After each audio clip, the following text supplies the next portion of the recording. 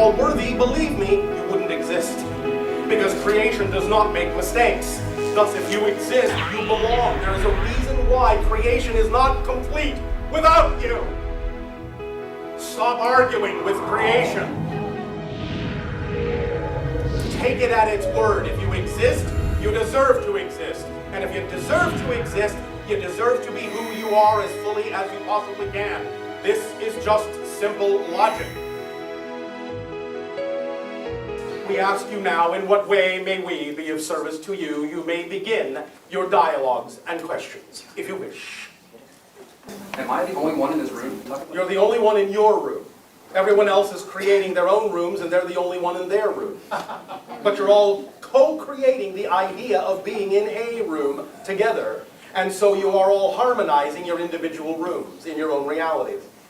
You're eternal, you're infinite, you exist, and that can't change. And that's the core, that's the stillness, that's the ultimate unconditional peace and balance you feel. Pain and suffering. Fun, aren't they? It certainly helped me to learn. All right, well, sometimes on your planet, many of you find that because of the way you've been brought up, it's sometimes easier to go through an experience of something you're not, because it makes it that much easier to understand what it is you are. Now, pain is the result of resistance to the natural self. So that was Bashar. And before you get any ideas in your head about what Bashar is, I think that it's probably best to meet the man behind Bashar. His name is Darryl Anka, and here he is. Darryl, thank you for coming out today to the studio. My pleasure. It's a pleasure to have you here. Thank you, Lance. I have been watching some of your stuff, and I've seen you online, and we had the pleasure of meeting at the Conscious Life Expo in LA, and I was fascinated by what you do. And why don't you tell me a little bit about how it is that you came to be a channel, and for the audience at home, what is a channel in your definition? Channeling, to me, is a natural state. We all have the ability to do it, and we actually do all do it from time to time in our lives. It's sort of just getting out of your own way, opening up to the greater or bigger being that you are, the bigger picture of yourself, of your consciousness. And it's anything that you do that you love to do when you're in that state, you don't notice the passage of time, and you're focused on your passion.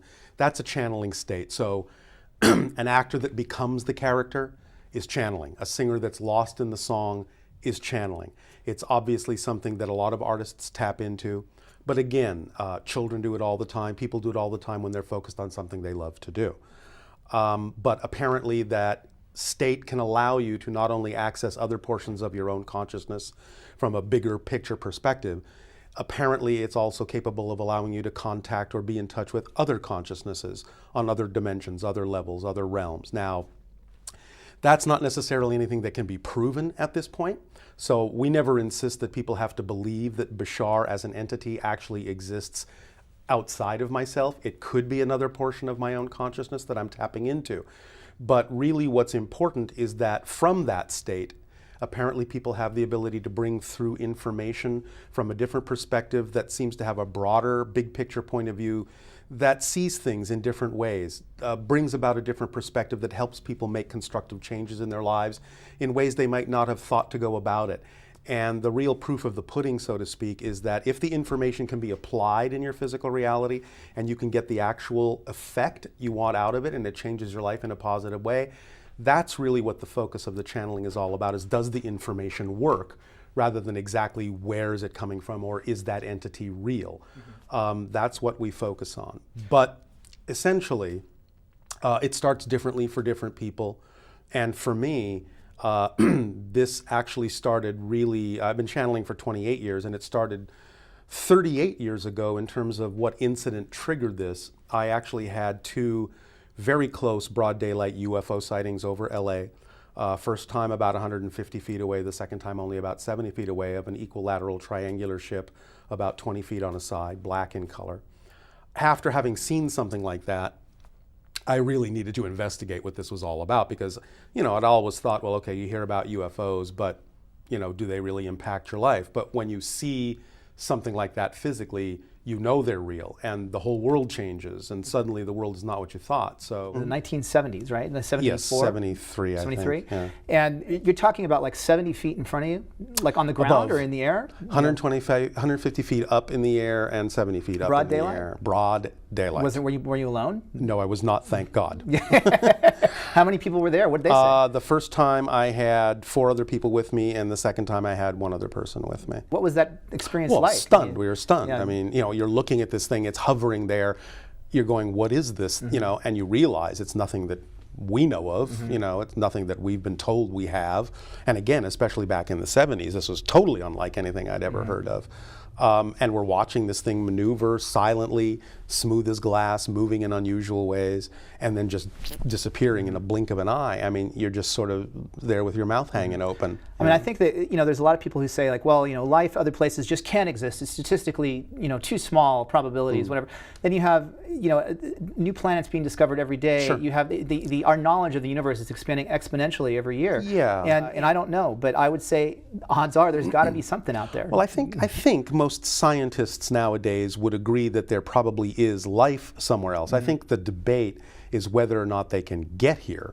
Most scientists still, at least as far as the ones you hear on television, still kind of go by the old thought that the distances are too great. We don't know how it can be done, so nobody could do it.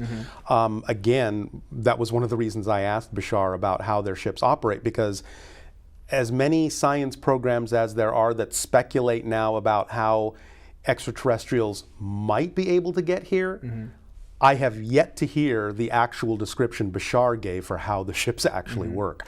So Well, what is I the- know they have a different way of doing for that. for the young scientist that's at home. Okay.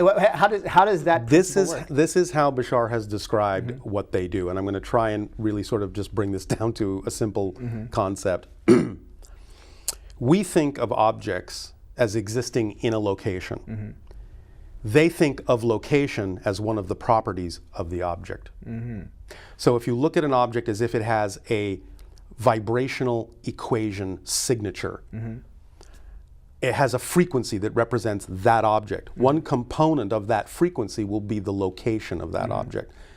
What they do is they change the locational frequency component. I see. So if you input location B into that equation, the object, be it a ship or whatever it's carrying, has to stop existing at location A and just has to start existing at location B. There's actually no intervening travel at all. They just stop being here and start being there. Right, which By- is why you would have people who say they see spaceships and they just disappear. They just wink out. But how about the fact that people see lights and stuff and they change and they become other things and how does that work? That may entail a whole lot of other kinds of things going on. Some of it may have to do with our perception of things that are happening in a slightly out of dimensional phase to us. There may just be ways we perceive things that aren't, maybe they may not even be literally what's actually happening in the ship. It may just be the way it translates in our reality. I really needed to do a lot of exploring to find out what was behind all that. And I read a lot of books, and one thing kind of led to another over the years. I came across other books on metaphysical subjects, psychic phenomena, ESP, channeling. I was actually introduced eventually to a channel who was conducting seminars, and listened to the entity coming through that channel for several months. And again, this is where I learned that it's really the information that's key rather than whether that's really a spirit or really an ET or what have you, or just another portion of our own consciousness, because we all have the ability to tap into source. There's nothing special in that sense that the channel has that other people don't. But a channel is doing it. And after listening to that information for a while, I thought it had a lot of value, a lot of merit. But eventually, the entity coming through that channel actually offered to teach a channeling class. And I went to the class not because I thought I was going to be a channel, I just wanted to learn more about it, do more research. But halfway through the class, which was basically a series of guided meditations to put you in touch with, more of yourself, I received what I can only describe as a telepathic connection from Bashar and his people. In that one instant, a memory came back of having made an agreement before this life to do the channeling with him. And in that one instant, I understood that the UFO had been shown to me on purpose to get me to start learning what I needed to learn. And the message that was there was, Now that you know you made this agreement and now you know it's time to begin, is this something you still want to do? Now, at first I thought, okay, I'm hallucinating, I'm imagining this, I don't know what's going on. But at the very second that happened, the entity coming through the channel who was teaching the class stopped talking and turned to me and said, there's somebody here for you if you're ready to begin. Are you ready? So I instantly got a validation that this wasn't just going on in my head. They were picking up on this too. And I thought, okay, I'll practice, I'll see where this goes. I stayed with that class and I was offered the opportunity to channel in the next class, got a lot of practice. Eventually, a woman found me and some other channels who wanted to use us as subjects to study for her doctoral thesis paper on the connection between psychology and channeling. And so I started channeling to her friends in her home. And, 1 week it was 5 friends, and the next it was 10, and the next it was 20. Word of mouth just spread, recordings were made, they spread all over the world. And one thing led to another, and here I am 28 years later, all by word of mouth, having now channeled all around the world. When I met you, there were probably 300 people, 200 people maybe in the audience room, between that. And a lot of them I know had not seen you before. And it seemed like you were giving some really, again, if I'd walked into that room knowing nothing about the backstory that you just said, I would just say, wow, this guy's a really deep guy and he has some really great insights, and that to me is what matters, Right. and that to me is, I think, what should matter for anyone. It's Of like course. where the information comes from is irrelevant. Right. It's the fact that if you're able to help someone in their life, Yes. That's to me the important. Yeah, as long as the information is positive and self-empowering, not controlling. The idea of prayer is simply an attitude of gratitude in the present tense. In other words, you are in a state of being grateful for your existence and grateful for what you have. And when I say what you have, what I'm actually saying is every single thing that is truly important for you to manifest in your life already exists. You already have it. You just don't know you have it because you can't see it because you're not in the right frequency to allow it to become visible to you. So prayer is being in the attitude, the energy state of gratitude that you already have what it is you're wishing for, knowing that you have it, knowing it will manifest exactly when it needs to, where it needs to, and thus by being in that energy state, you're aligning with what you might euphemistically call the unconditional support and unconditional love of creation, which is so unconditionally supportive and so unconditionally loving, it will even allow you to believe you are not unconditionally loved. That's how unconditionally loved you are. It'll allow you to decide what's true for you because you are a unique experience and it wants to experience itself through your unique eyes. So being yourself as fully as you can is up to you. And prayer just puts you in the state where you're more aligned with the idea of that unconditional love that allows you to recognize that it's okay to be who you truly are. Prayer is not about asking for something you don't have. Prayer is an attitude of gratitude for what already is, and thus being in alignment with it so it becomes visible to you. There is nothing outside of creation. What you call God is all that is. It is you. It is the chair. It is the room. It is the sky. It is the planet. It is the stars. It is everything. Everything is made of God because there's nothing else to make anything from. So all of you, all of us, everything is what you call God experiencing itself as everything. This is the second law. The one is the all. The all are the one. Does that make sense? If you could boil down what Bashar, who is the entity that you channel, right? What is the one sentence that boils down that philosophy? Follow your passion. But the thing of it is you hear that all the time, but the thing I appreciate about the way Bashar delivers it is he doesn't just leave it as a metaphysical aphorism, he explains the physics behind why is it important to follow your passion. How does that work? How do you apply it? How do you get an effect?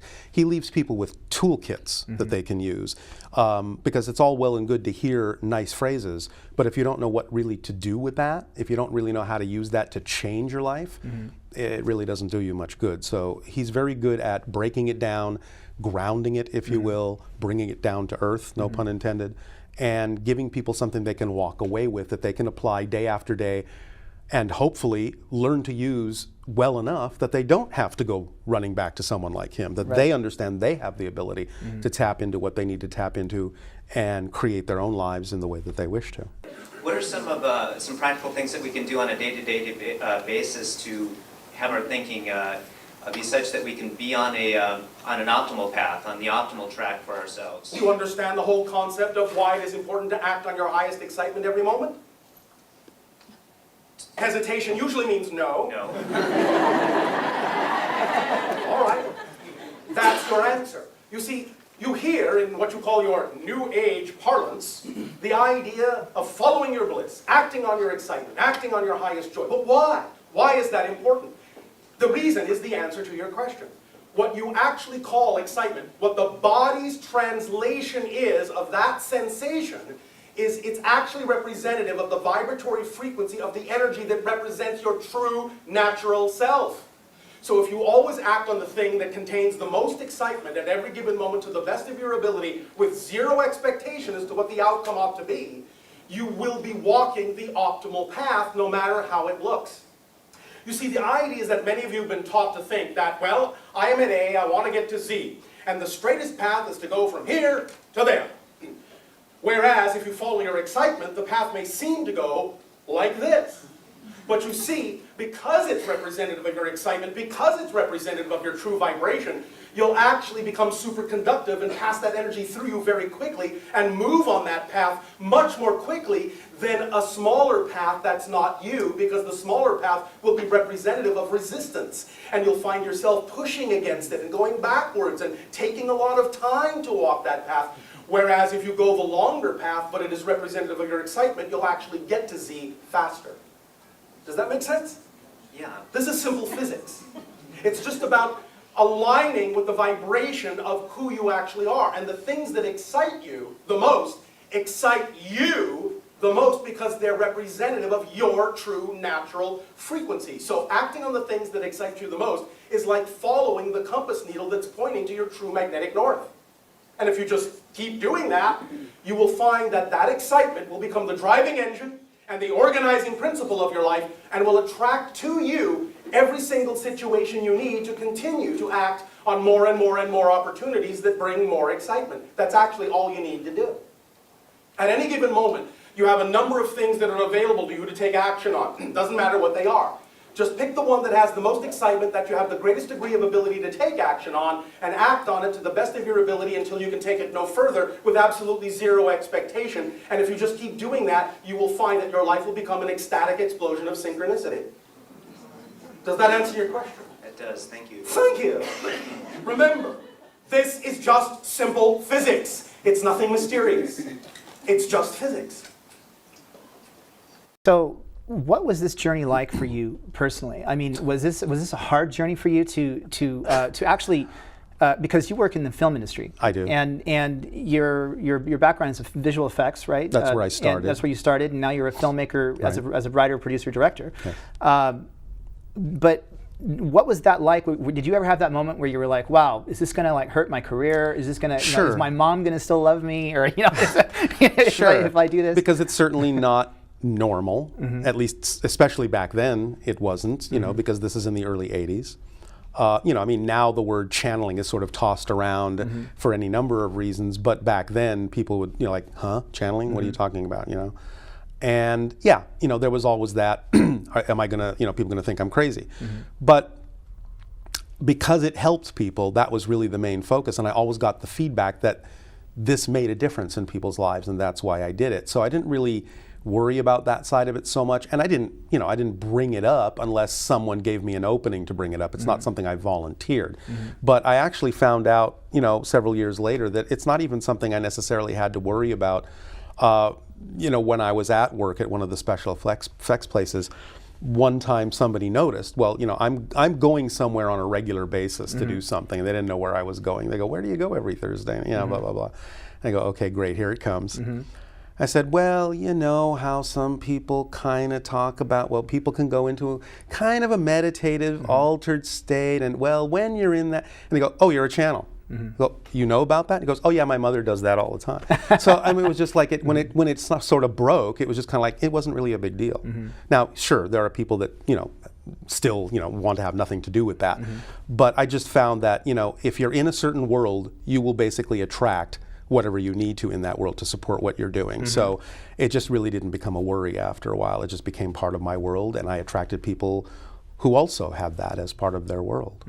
But I think what I realized is that not only were other people getting something out of this, of course I was getting something out of it, because when you feel that kind of energy coming through, it's balancing you emotionally, it's balancing you mentally, it's balancing you physically.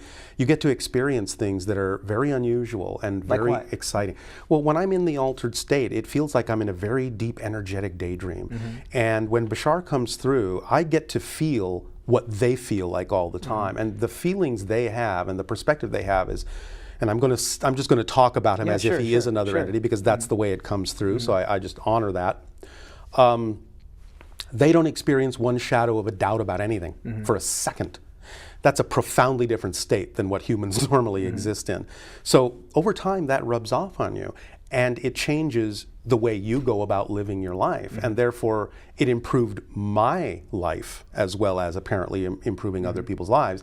And so that's where the balance point is. You realize, but I can apply this in my life. I can make my life better. I can go about doing things much more creatively, much more effortlessly, without as much struggle. So why would I want to give that up? So when you are in the trance state and you're doing this, if I walked up to you and talked to you or said something, are you aware? Is Darryl aware of what's going on, or no? Are you coming out of it and going, "Wow, I had no idea"? I know there's something happening because I'm having the daydream, so I know what that's representative of. But I don't hear the words. It's the same way as if you're having a really deep daydream and somebody walks in the room and they go, "Lance, Lance," and they have to call your name 5 times before you hear them. It's like that. The words are so secondary because that's a translation. I'm receiving the telepathic information in a very different kind of context, and it's just getting translated through my brain into words for everyone else. So I know there's something going on, but I'm not really paying attention to exactly what's happening. You said that somebody actually once hooked you up to like a EEG monitor, and your brain was doing all this like bizarre stuff. It's actually technically what they discovered is it's technically not a trance state. It's a state of heightened connectivity, heightened activity. They actually saw that there were many, many more connections going on in the brain than are normally happening for a single individual. So they saw it was literally like there was more than one mind thinking. And at the same time, they saw that all the different brainwave levels were all there, but they were all like kicked up several notches, even though they still existed at different levels relative to one another. So when you're translating this information that you're getting, are you actually hearing something in your head, or are you how is it coming through to you? I get pictures, images, senses, sensations. Time for me in the channeling state is very collapsed. If I've been doing, like, say, a session for an hour and I come out, if somebody asks me how much time do you think has passed, it feels like maybe 20 minutes, 15 minutes. So I'm getting these collapsed telepathic concepts all at once. And it takes time to get that translated out. Like, for example, one time I wanted to know, like, Bashar presents himself as an extraterrestrial being, and the spaceship that I saw supposedly is his ship. I wanted to understand, well, what's the principle behind these ships? How do you travel from star to star? How does that really work? If I'm not having to translate for someone else, I don't have to go into the altered state. I can just get a direct telepathic download from him. But to show the concentration of information in telepathic download, he answered me in one split second. It took me 3 hours to write it out. Let's go to one more clip, and let's show a little bit more about what Bashar does, and then we'll come back. Okay. I guess what I've been trying to understand since I was little, of course, like everyone, is the purpose of life. And if the purpose of life is to be lived. No, yeah, I understand. And with all this continuum going on, then I sometimes wonder, why are we, as a soul collective, even in it, if everything is because it's fun, it's exciting, it's a growth experience. So it's a master class in transforming limitation into freedom. So if it doesn't matter. You think she even heard that? I did, but I'm trying to get something else. Oh, all right. What is the something else you wish answered? Well, the thing that I wish answered is basically what is the point then, whether I arrive at a negative level or a positive level? I know the point is my experience, but Yes. collectively, Yes. what is the purpose anyways? That if you're just playing a game, if you're just going through it, having fun, To having learn, fear, to grow, to be more. in order to get where? Nowhere. In fact, the purpose is to be more here. Okay. So it doesn't matter what. Doesn't matter how you do it. If there was only one path, there would only be one person. How did your civilization decide to go to non-physical density? How did we decide that? Yes. I believe we decided it very well, thank you. Okay, what is the process? Following your highest excitement every moment that you can to the best of your ability with zero expectation of the outcome. In other words, that allows for pure synchronicity, and thus you get a chance to actually physically experience that this is how reality works. You see, we have often said in many of these dialogues that one of the greatest shocks that your society is going to discover is that what you've always thought of as fairy tales is actually the way life works. Right. So when you allow life to work, when you allow creation to work in the way it was designed to work, your life becomes an ecstatic explosion of synchronicity. You always wind up exactly where you need to be, when you need to be there, with whom you need to be there. Not a second before you need to be there, but not a second later either. It's about opening up to perfect timing by being who you truly are. Because if you're not being truly who you actually are, if you're not living in the present by being who you are, then how can anything that is representative of the vibrations of the things you prefer find you if you're not home? But the more you live in the now, the more things can find you. Why? Because now is the only time that exists. So they can't find you then or when. They can only find you when you're in the now. Do you experience conflict or No. war in your society? No. No, thank you. Simply have to Do you have films in your reality? No, we just come watch you.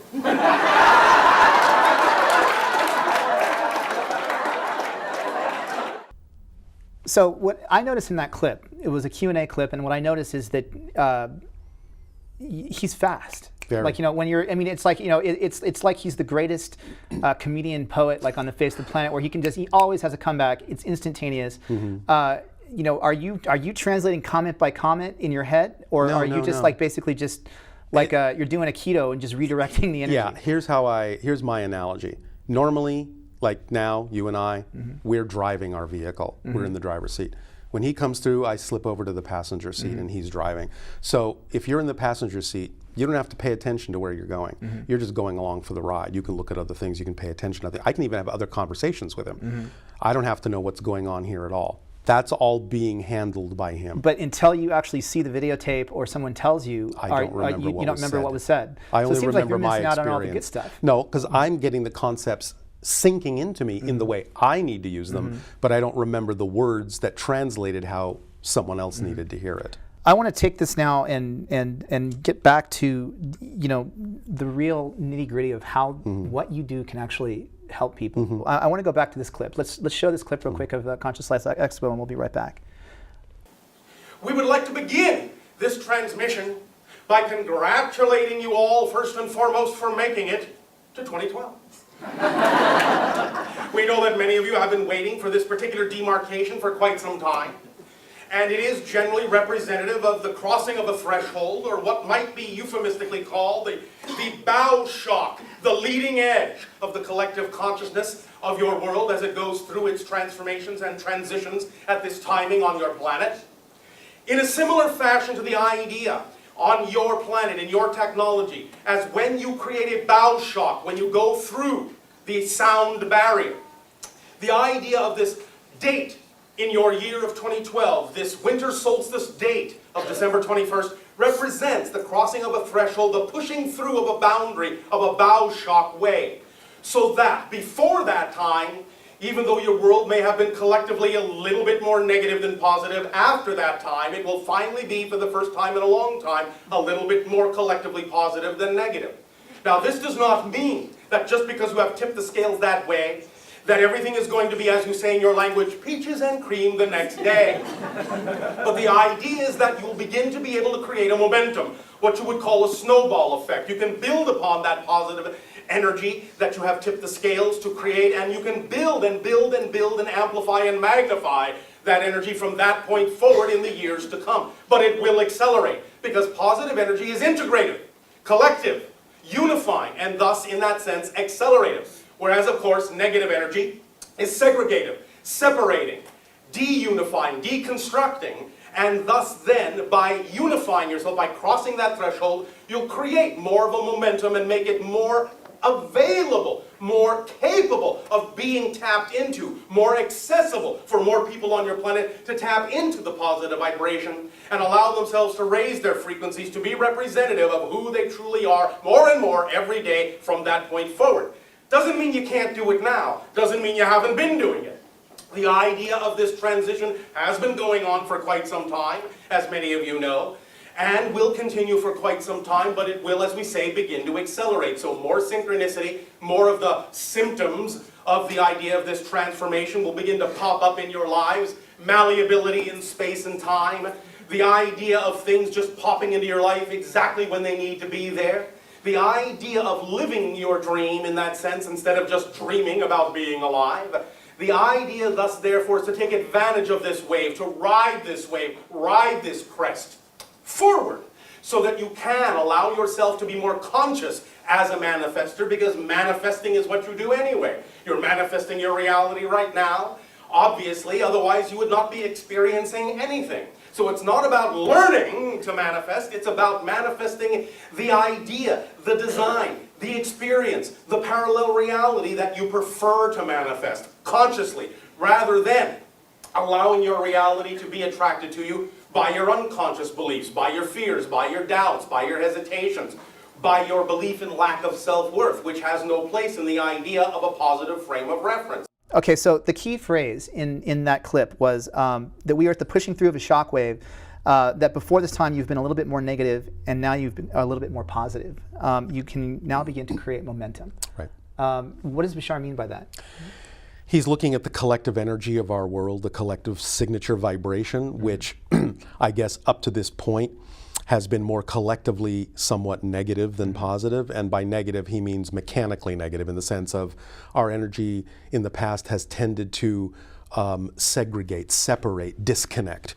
Now he's talking about it tipping the scales to where it's becoming a little bit more collectively positive, outweighing the negative finally with energy that's more integrative and more expansive in a creative and constructive way. And so when you have things that are integrating, you have more and more energy that's able to be used. You can start accelerating in a positive direction. So he's saying, use that acceleration. It's like riding a wave. It's like a snowball. It's going to pick up momentum.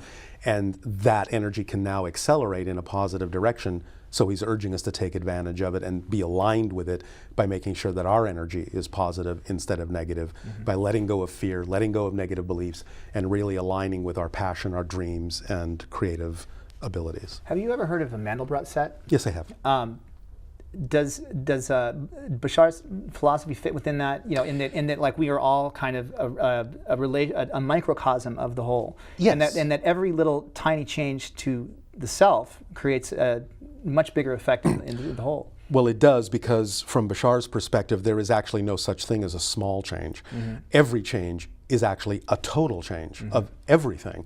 But we can use that total change, we can design the total change to make it appear as if it's only a small change. But he's saying that's basically an assumption and an illusion based on how we choose to believe or perceive or define things. But every time you make a change, you're actually changing everything.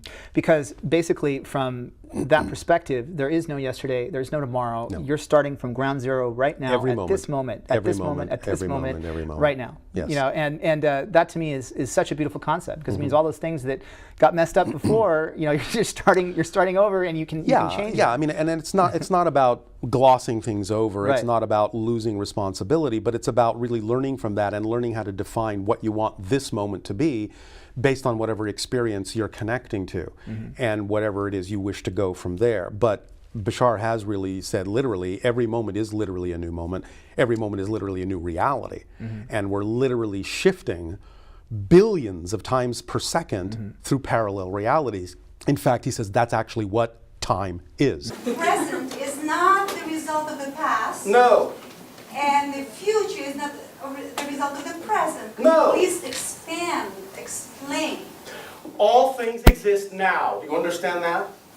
Yes. Are you sure? Yes. Well, then. All right. If all things exist now, then what you call the past and what you call the future and all of its variations in both directions also all exist at the same time. Look at it as probabilities, yes? Yes. Nothing is chiseled in stone, as you humans say. It's probabilities. But they all exist. You will experience what you're the energy of.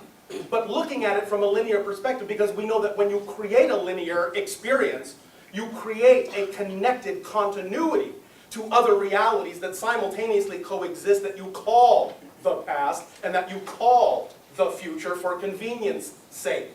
But they all exist right now. But the point is that even when you create that linear connection, whatever you choose to be in the present, that's a completely different person from moment to moment to moment to moment to moment.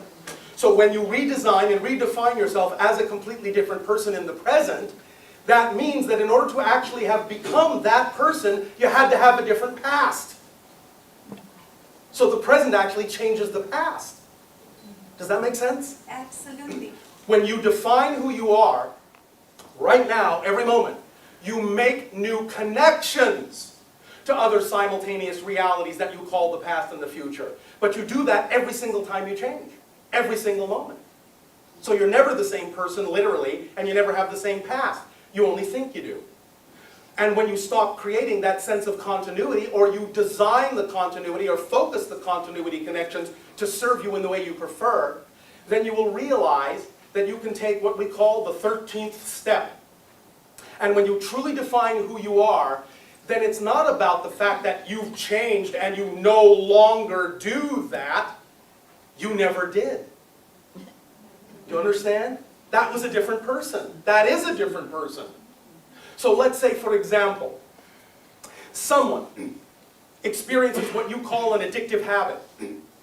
If they truly, truly, truly allow themselves to fully understand that they become a new person in each moment, then they will understand that the person they are now never had the habit. That's why there's no urge. You can see this clearly demonstrated physically in your reality in cases that your doctors call multiple personality disorder. There are documented cases on your planet of one personality having a cancerous tumor, but as soon as they shift to the next personality, they don't. There are documented cases of one personality having allergic reactions and another personality not. There are even cases of one personality having one color eye and another a different color eye. They are literally different people, literally. And so are you, from moment to moment to moment to moment to moment to moment to moment. When you really know that, then you will know that at every moment you are at ground zero. Whatever past you want is what you get. Whatever future you want is what you get. With that person you are being right now. It's like a strip of film. You know, Yes. that each new strip of film, when you play them all together, it looks like there's motion. But Right. in reality, you're looking at each But individual every piece. frame is static, has no motion in it, and it only is because that film is moving in front of a projector light that we get the illusion of motion. So he's saying every parallel reality is like a static frame. There is no motion in it. The only way we experience change and time and movement in space is because the projector light, which is our consciousness, is actually shining through billions of those frames per second, creating the experience we call space-time motion change. So, what's the best way to surf that energy? Well, what I said about the idea of aligning with energies that are representative of your passion, because basically that's what Bashar is saying. When you feel excited about something, when you feel that something contains passion, the reason to act on it is because passion and excitement is your physical body's translation of the vibrational energy that actually represents who you really are, what your true core vibration is. And so acting on that thing is like aligning with the compass needle that points to your true magnetic north. And any other deviation from that is going to actually create more effort, more struggle, more strife. I mean, I think probably crack cocaine is I can be really passionate about that. But, difference between anxiety and Right. excitement. You have to be really honest about what it is that you're doing and why you're doing it. Because many people, if they're in denial, will attempt to define anxiety and fear as excitement because they don't want to look at that thing. So you have to be really honest about the difference between the two. What are the best tools to get that honest? Because a lot of people spend their whole lives and Yes. they're never able to take that kind of look. Well, according to Bashar, it's really, first of all, of course, a willingness to discover what it is that's creating that anxiety and that fear within you. And from Bashar's perspective, every single emotion you have can only exist because you have a definition or a belief that exists first that you believe to be true. You can't have a feeling, from his perspective, without having a belief first, without defining something to be true. So if you have a certain feeling, like fear or anxiety, he's basically saying if you're willing to discover what's causing that, all you really need to do is ask yourself a simple question and start some honest investigation within yourself, which is, what would I have to believe is true about myself in relation to this situation in order to feel this way? And if you're willing to discover what those beliefs are, once you identify it, any belief that's truly out of alignment with your true positive self will appear to be illogical and nonsensical because it doesn't actually belong to you. You probably picked it up from your parents, your friends, your society growing up. And since it belongs to someone else, it will not feel right once you identify it. And once you realize it's illogical and doesn't belong to you, you'll automatically drop it. I think it's a psychological concept of once you understand why you have fear, Right. then you can beat the fear. Well, yeah, you transform it. Right. I mean, you use it in a positive way. I mean, fear, in a sense, is your friend because fear is a messenger knocking on your door saying, hey, you have a belief that's out of alignment with your true self. That's why you're feeling your energy this way. I think fear is basically just not being able to accept your own power. Yes. Not being able to accept that, like, okay, I don't have to be a victim. It's resistance to your natural self. Right. This is something that Bashar said, you must simply remember in everything that we discuss that your outer physical reality is not outer, it is inner. It is just a reflection of you at any given moment, individually and collectively. Yeah, he often likens physical reality literally to a glass mirror. So he's basically saying if you want to see a change in your outer reality, you really have to change yourself first because it is just a reflection. And it would be in a sense kind of silly in the same way that if you look at your reflection in a mirror and you see the reflection frowning, well, you don't go over to the mirror and try to make the reflection smile. The only way that reflection is going to smile is if you smile first. But people often wait for the physical reflection to change before they're willing to change, and it never works because you can't wait for the reflection to change before you do. It just doesn't work that way. Let's go to one more clip. And remember, again, there is no just one world. You are constantly shifting to different parallel realities. So whatever vibrational state you choose to be in is going to ultimately be the parallel earth you will experience. If you keep focusing on the idea of those who are trying to control and focusing on the ideas of fear, that will be the kind of world you will experience. But at the very same time, the people that focus on the idea of self-empowerment will ultimately, at the same time, experience another parallel earth where no such people exist. The clip that we just showed was talking about the fact that we really can, we not only can we create our own universe, but we are our own universe. Yes. And this show is called Waking Universe. It's about basically, my concept for this show is basically creating something that shows people that they have the control of their lives, and there's many, many different beliefs that say that, and that was something that I noticed there being in the audience that day. It was hard for some people to accept that basically, look, there ain't nobody else in the room but you, Right. And that's why I begin this show with hi, I'm another version of you, Yes. Which is the ancient Mayan saying of, Right. There was an ancient greeting. How does that concept affect you personally?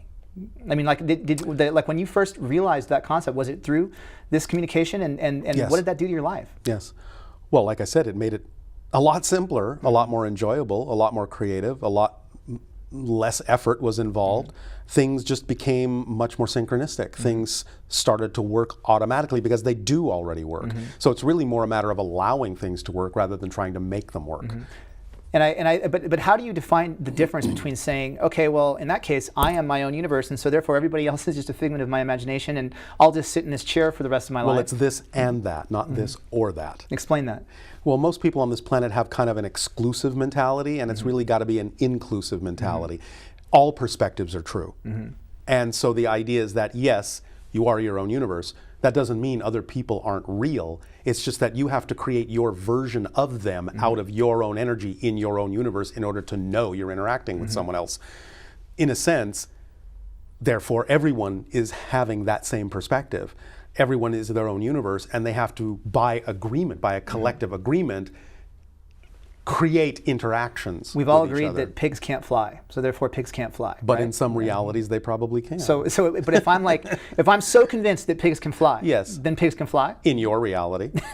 But is my reality at the It may local not be- hospital? well, but see, that's the thing. I think in some cases, people that we call crazy are simply seeing another reality that's not the mass consensus reality. It doesn't mean necessarily, not in all cases, it doesn't mean necessarily that what they're seeing is not just as real To them. to them. And it may actually be just as real as anything is to you, but it may not be that they're sharing the mass consensus reality. And so we shut that out. We say they're crazy.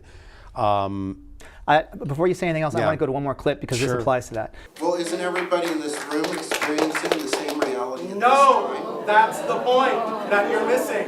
They're not. You are experiencing similar realities by agreement, but they're actually not the same. So is there people in this room that don't have any clue and won't be affected at all by the FEMA camps, the 78 million Correct. coffins that our government Correct. has already ordered There are for those that will be citizens? affected by it because they choose to live in fear. There are those that will never see it because they don't. It's that literal. Can you share with us if the population of the planet is going to be significantly reduced? Which this planet? Which Earth? This current reality. this You're current missing the point. You are shifting from parallel reality to parallel reality billions of times per second. Decide what reality you prefer. Some Earths will be depopulated, some won't. Any variation of this idea that you can imagine is real. Shift to the one you prefer. They're all real.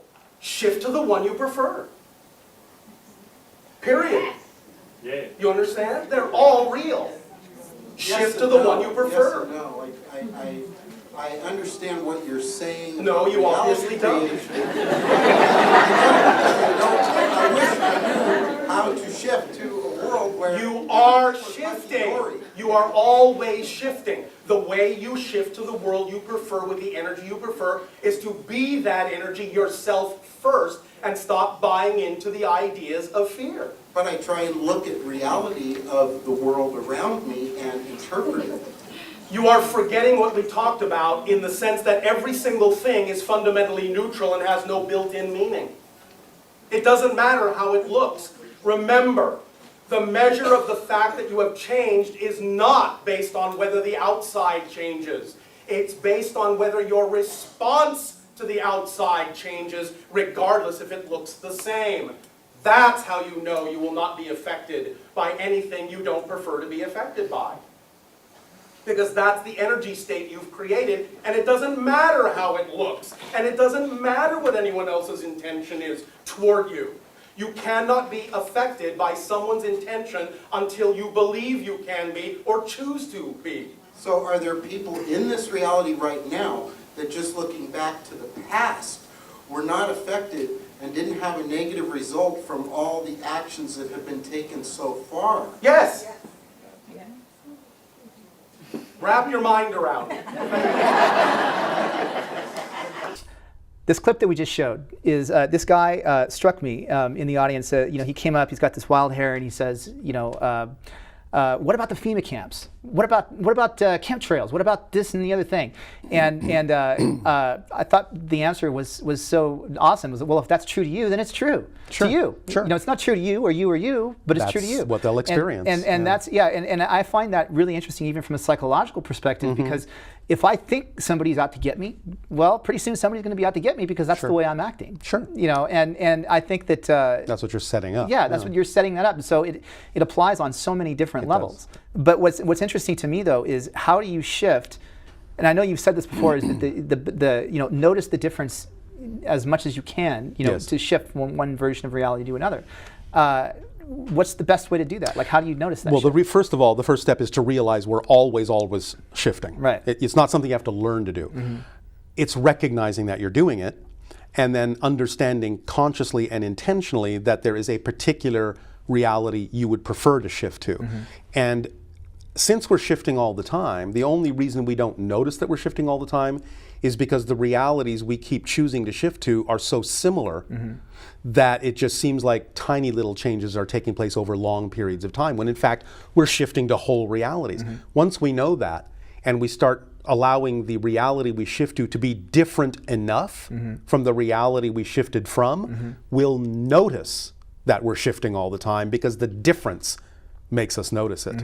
But it's when the difference isn't so great, we just don't notice. So it's really taking, in a sense, a larger shift in the sense of making that reality look different, so different you can't deny that you've shifted to another reality. But how are you defining what different is? Because I can say like, well, tomorrow I want the sky to be green, you know, but it's not going to. It needs to be relevant to what truly actually excites you. So the idea is that what really is germane for your life is highly creatable. There are things that are simply not relevant to the reality stream you've chosen, and so while they're not impossible, they're highly improbable. You have to know the difference between what's relevant to the path of your excitement and what is simply fantasy for you. Right, because fantasy then becomes ego. And if I read my Bible or my you know, whatever, any great master's teaching, it's that as soon as you start operating from your ego, then you're basically again a victim, and you can't control any of that. Right. You know, you're not making this stuff up when you talk about parallel realities. No. This is something that, you know, scientists have been talking about on a very mainstream level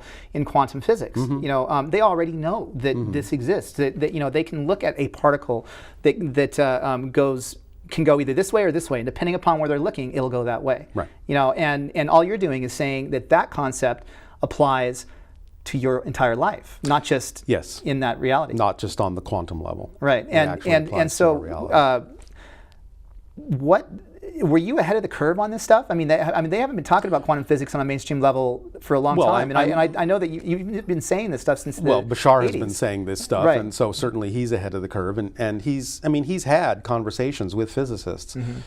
They've come away very happy. I don't remember what they talked about, but I know that he's able to address and has been addressing many of these concepts way before they became let's say, public knowledge. Some of these things, of course, have been being discussed in scientific circles for many, many years, but I haven't been privy to it.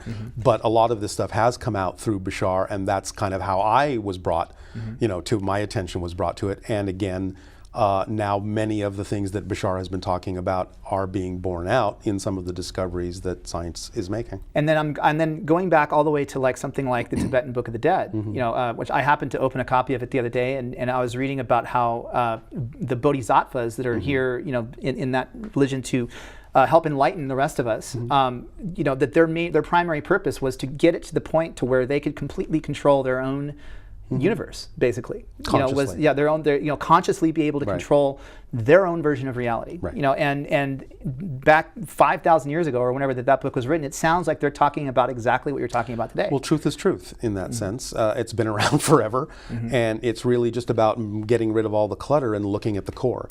Were you a student of this before?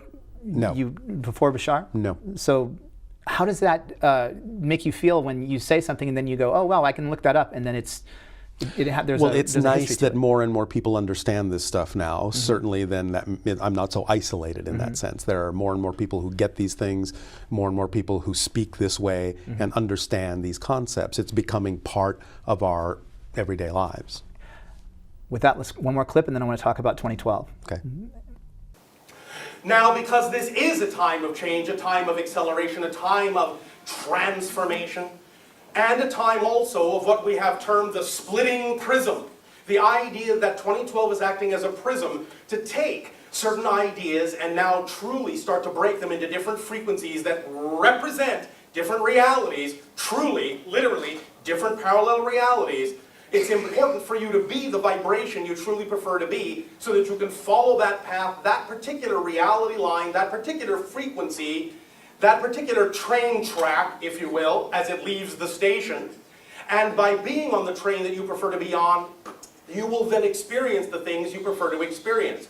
Whereas, you will find that as these tracks split up, you will then likely in the years to come be less and less and less capable of actually going from one train, one track to another. They will become more solid, more concrete as the specific vibrations that represent the different parallel realities that you are all creating for yourselves to experience. And remember, you're shifting to parallel realities all the time. In fact, that's what time is. The thing you call time, the experience you call time, is actually your consciousness shifting from parallel reality to parallel reality billions of times per second. If you didn't shift, you would have no experience of movement, no experience of change, no experience of time. Because each parallel reality is just a frozen frame. There is no motion in any one parallel reality. What you're experiencing is a shift through a series of parallel realities in the same way that your film strip running through the projector creates the illusion of motion on the screen. The idea is that your consciousness, as the projector light runs through the frames of frozen, frame-like parallel realities, creating your experience of movement, your experience of change, your experience of time. So the idea, again, is to understand that you don't have to learn how to shift. It's automatic. It's built in. That's what you do. It's about being conscious about what you are shifting to, where you are shifting to, what parallel reality you prefer, and allowing yourself to shift to the parallel reality that is reflective of the vibration you choose to be. 2012. Is it that time already? It's that time of, so how does all of these concepts apply now to this day now that we're in, this present, this reality? Well, it's some of what we were talking about before in terms of we're crossing a threshold. And talking about a threshold, maybe we should talk a little bit about the fact that everything is frequency. Yes, it's all resonance. It's all frequency of energy. One thing is a different thing from another because it is a different frequency. And so it's all about the fact that we're raising our vibrations. We're raising our frequencies, at least those that are willing to integrate more of their being into conscious realization. The particular piece of music that is the appropriate vibration to allow you to be in the proper state to attract whatever information or whatever situations or whatever people or whatever opportunities you require, dealing with the ideas of health issues and also dealing with the issues of letting go, forgiving the self, letting go of regret, letting go of grief, letting go of all those things that allow you to lower your vibration in that way, to forgive yourself, to free yourself, to be more whole. The specific piece of music is the first 3 minutes of Beethoven's Symphony No. 7, Movement 2. Play that while you're in a peaceful state of repose. Let it wash through you. Those chords are exactly, precisely what will tap into the idea of letting go of the past, letting go of sorrow, letting go of grief, letting go of regrets, and forgiving yourself and moving toward the vibration that will attract to you whatever information is germane to allow you to be in the healthy state that is your birthright. By raising our frequencies, we're creating kind of a leading edge of a wave. And by raising our frequencies, it's about not being in your ego, it's following your passion. Letting go of fear, all the things that lower our frequencies. So fear equals negative, bad frequency. Well, I wouldn't say, no, this is not a judgment okay, call. Right. It's negative in the sense that it's disconnective, segregative. And when things are segregative, you don't have as much to draw on. So when you work with positive energy, it's more integrative, and therefore you're bringing things together in an exponentially expanding sort sort of way, and you have more to call on, and it's more effortless. They've done studies where they tried to get 7,000 people to meditate on lowering the crime rate in Seattle, Right. and it went down like dramatically for 30 days. Exactly. You know, and that so you're saying that collective thought energy, Yes, shifted all of us out of that into heavy crime rate reality into the lesser crime rate reality. into another reality that is reflective of the vibrational state those people took themselves to. So, like when someone prays for somebody, you know, then Yeah. they are basically putting that thought out there. Yeah, and let me make that distinction, because I think that's an important distinction that Bashar talks about a lot. You're not actually changing the world you're in. Right. You're shifting to another reality that's more reflective of the vibrational state you've changed to. Right. So if I'm angry, bitter, scared all the time, I'm putting myself into a world with a lot of angry, bitter, scared people all around. You get a lot of that reflection. Right. And that's why, like, when I'm in a good mood, it seems like stuff just kind of bounces off. Exactly. And maybe that person that was mad showed up an hour before I got there and left, and I never had to talk to them. Right. But the thing to also realize that's important is it's not about judging whether you've changed based on the outer reflection. If you respond differently to the outer reflection, even if it stays the same, then you know you've changed.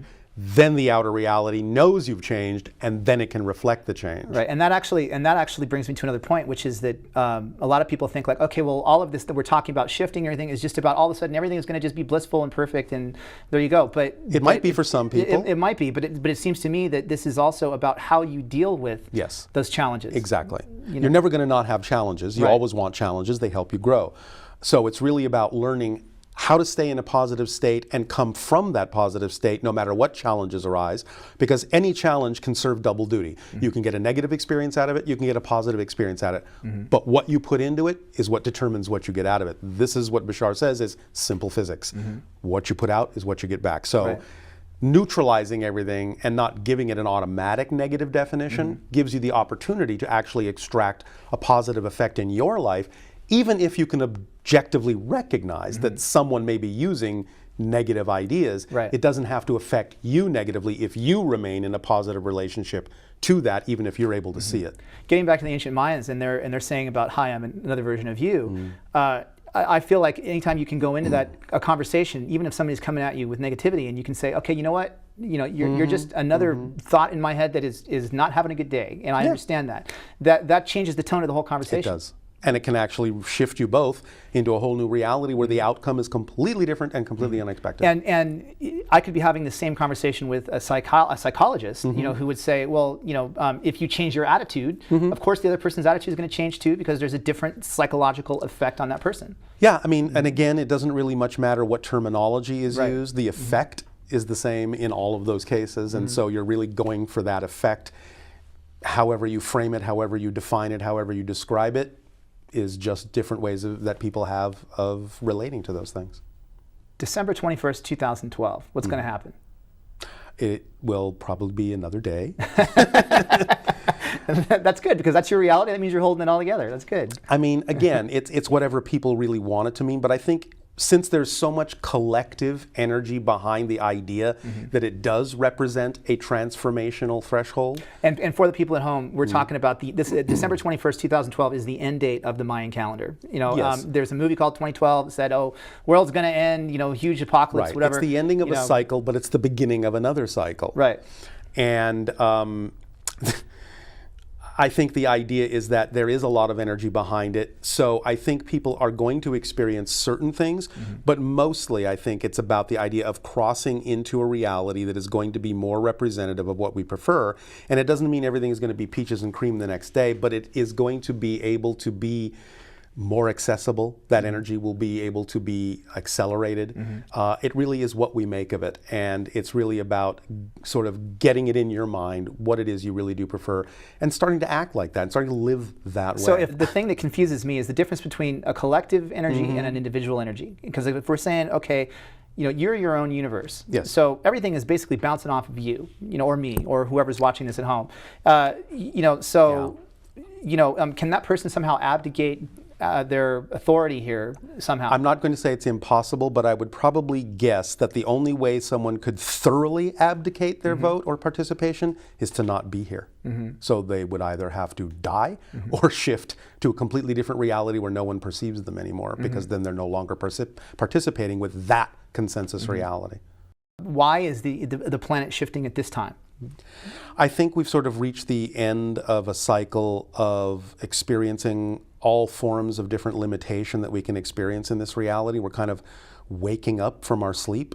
We're realizing, we're remembering that we create our reality, and we're kind of waking up out of that dream into another dream where now we realize we are creating this reality. We are creating this dream.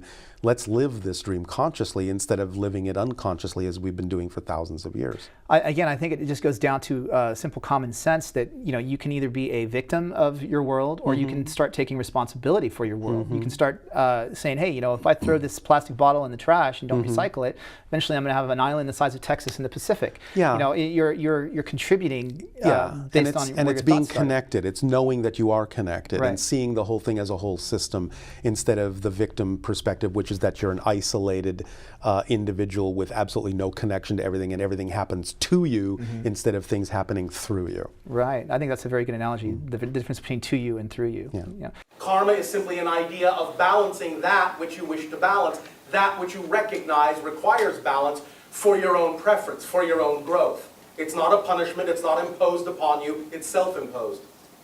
It's a recognition of balance that you prefer. It seems to me like you're helping a lot of people with what you do. Looking at it from the perspective of, okay, Bashar, let's say he's an ET. Let's say this isn't your collective unconscious, as Right. would be said. Let's say this is. What is their race of people about? Like, what do you? Because the thing I noticed is there's a lot of stuff in the media that's negative about ETs. Sure. So like, are these? Are they planning a takeover here? I mean, is this something going to happen? I highly doubt it. I think they could have done that a long time ago if that was really their plan. Really, from Bashar's perspective, delivering information this way to us and letting us decide whether or not we want to apply this information and making changes with this information is one of the ways that they begin to initiate first contact with another civilization. Because they're allowing us to listen to their philosophy and their point of view, and they're allowing us to decide whether it's true for us or not. They're not forcing us to buy into it, but they're watching to see whether or not we do adapt it, and if we adapt it and change sufficiently so that we can become more compatible with them, then contact can take place. So that's definitely one component of why he's doing this, is to help bring about the idea of contact between our civilizations, which not only would be expansive for us, but expansive for them. The other side of the coin is that they do actually consider us, in a sense, to be extended family. And so because we've put an invitation out that we want to expand our consciousness, in a sense, they've answered that call. And they're giving us information that helps us do that, because they realize that whatever benefits one benefits the all. In other words, it's your planet. You have to decide that it's all right for us to interact with you. We're not going to force ourselves on you. How do we maintain focus?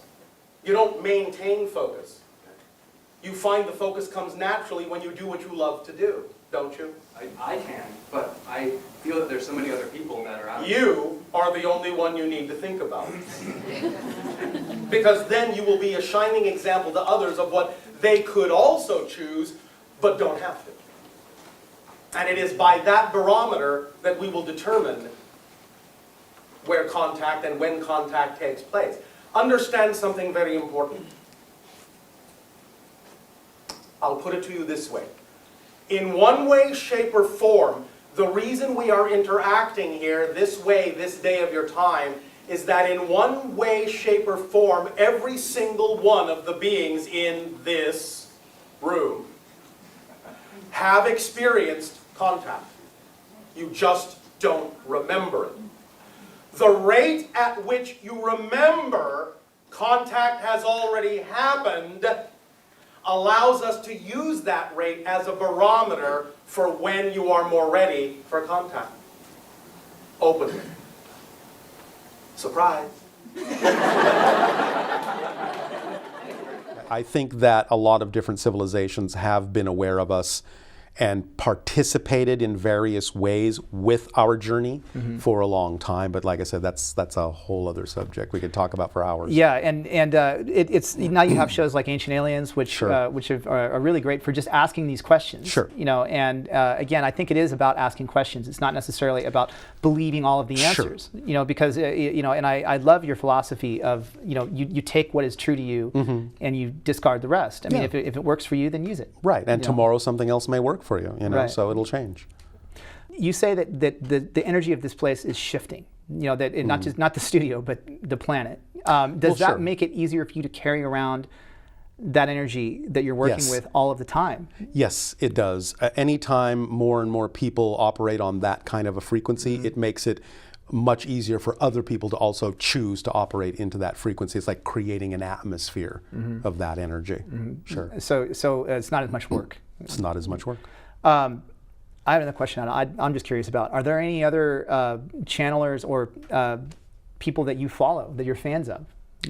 Well, certainly the Seth material from Jane Roberts was a big factor in terms of when I started studying material on channeling. I think there are several good channels. I'm not going to name names, but I think there are several. You were in Tuning In, the documentary with a lot of them. Yes. Yes. I have another question for you. And I got to know, just because I'm a sci-fi geek, and I want to know. You work in special effects. Has your experience channeling trickled its way down into your effects work? You've worked on Star Trek. Yes. And you know, how does that work?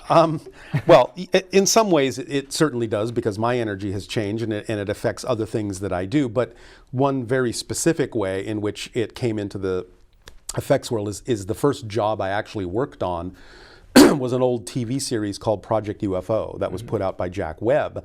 And it was kind of like the Project Blue Book version of Dragnet, where you have two Air Force officers going around investigating UFO sightings and reports, and just, you know, what are the facts, ma'am? What are the facts? And we would recreate the UFO sightings that the people said that they saw by building miniatures of all the different UFOs, and they would photograph them. Well, sometimes they would actually come to us and say, you know, do you guys, you know, have any stories, or do you want to interject?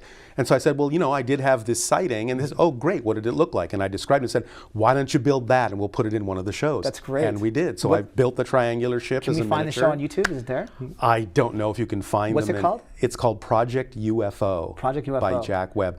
I don't even know what episode it was. I would have to look it up. All the different episodes I worked on are actually in my resume on IMDb, so it might be in there somewhere. But I got to actually show in the show what I saw, so that was fun. That's great. Yeah. That's great.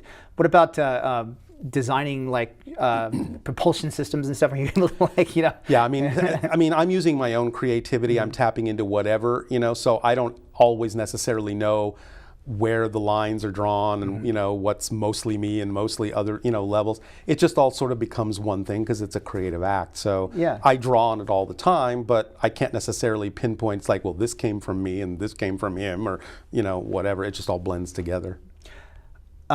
With that, let's look at another clip of Bashar. Oh, okay. Remember that the physical mind is not capable of knowing how something's going to happen. So any plans that the physical mind makes need to be simply very rudimentary, very sketchy, the merest outline. Because the idea is that the physical mind is simply not designed to know how things are actually going to happen. The physical mind is only designed to know how things are happening, to experience what's going on right now. Only the higher mind knows how things are actually going to happen, or how they could happen. So the physical mind can put out a little bit of a sketchy plan, a little bit of an idea that seems logical to it, can even have a visualization of that desired reality. But you must understand that the purpose of those plans, the purpose of that outline, the purpose of that visualization is not for those plans or the visualization to come to fruition exactly as the physical mind has seen it. The purpose of that visualization of those plans is to generate the proper state of being that is representative of that reality. Then hand that state of being over to the higher mind and let it bring you the way in which that reality or something similar will actually come to you that will be representative of the state of being symbolized by the plan or the visualization. You see, what to the physical mind may seem to be the ultimate reality, the highest thing it can imagine, to the higher mind is just the beginning. Just the floor, not the ceiling. The higher mind is capable of imagining and bringing at you things far greater than the physical mind can imagine. So don't straitjacket it with your plans. I will only accept your beneficence if it comes in this little box. I will accept nothing bigger, nothing greater. So there. Higher mind says, okay. So, make them simple, make them sketchy, make them for the purpose of generating the energy that is represented by that state, and then let the higher mind do its job and actually bring you the reality that is actually representative of that energy state, and through synchronicity lead you on the steps necessary for full manifestation in whatever way it comes. This is why the formula that we always say for the first time is act on your highest excitement to the best of your ability, taking it as far as you can possibly take it, with zero expectation of the outcome. We bid you all exciting, creative, loving. Good day.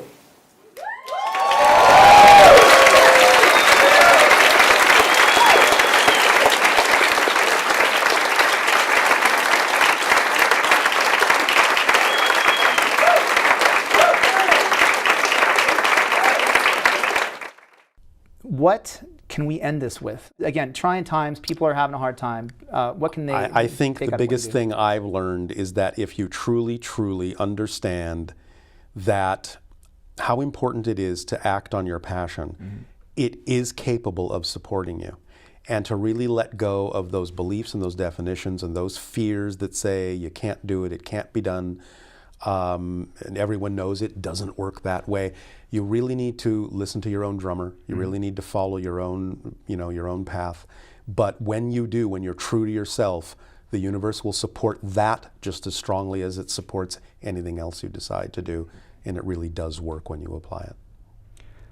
Darryl, it has been a real pleasure speaking with you. Pleasure for me as well, thank you. And how do people get a hold of you? How do they find out more about you? What They do can do? go to the website for Bashar information, which is www.bashar.org, B-A-S-H-A-R. All the background on the channeling is there. They can access CDs and DVDs of dozens of recordings that Bashar has made over the years and find out anything they need to know there.